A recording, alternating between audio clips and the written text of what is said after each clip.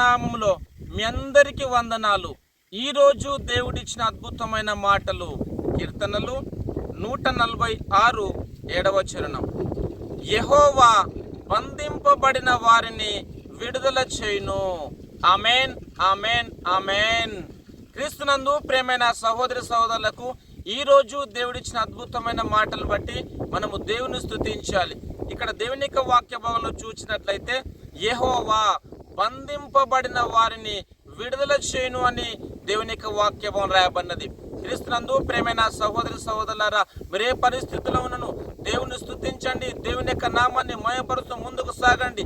ఎందుకంటే యెహోవా బంధింపబడిన వారిని నేను విడుదల చేస్తాను, మీరు ధైర్యంగా ఉండండి అని ప్రభు మనందరితో మాట్లాడుతుంటుండగా ప్రార్థన చేద్దాం. ప్రార్థన.